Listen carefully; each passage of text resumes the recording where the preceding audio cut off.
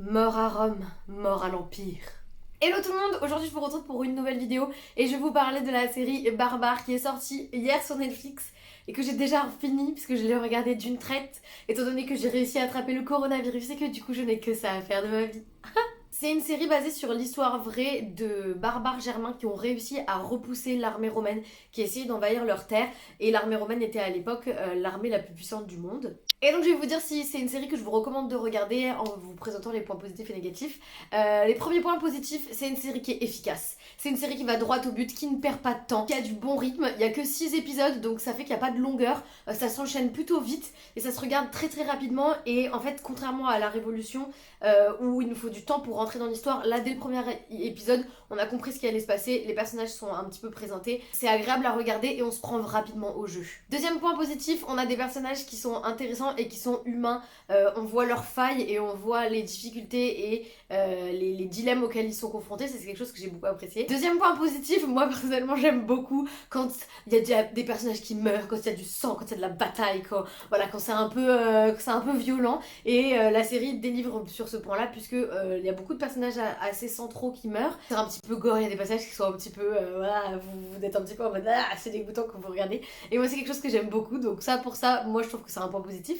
Ensuite, ce que j'ai beaucoup aimé, c'est que c'est une série où les méchants sont pas forcément ceux auxquels on s'attend, et ce sont des méchants qui sont bien, que vous prenez plaisir à les détester. Moi je trouve que c'est ça un bon méchant, c'est quand vous êtes content de pouvoir le détester et que quand vous voyez sa tête vous êtes là en mode j'ai envie qu'il meure. Un petit peu comme Cersei dans Game of Thrones, vous voyez, c'est le genre de personnage où on se plaît à la détester et en même temps on l'adore. Voilà. Notamment le chef romain qui représente Rome, qui est censé être l'ennemi. Et ben en fait dans cette série c'est pas forcément lui le méchant, il est un petit peu là pour faire son devoir. Et c'est pas lui qui est méchant et qui est mesquin, et au contraire il est humain, il a confiance, et c'est pour ça que c'est un twist un peu sympa de voir que le vrai méchant c'est pas lui et il vient plutôt du camp des barbares. Et ça m'amène à mon deuxième point positif, c'est la relation entre Varus qui est le chef des Romains et Arminius qui lui est un ancien barbare qui a été donné en gage de paix aux Romains et qui a été éduqué par Varus. Et la relation entre les deux, franchement pour moi c'est le meilleur point de la série, puisque on voit vraiment à quel point Arminius il est tiraillé entre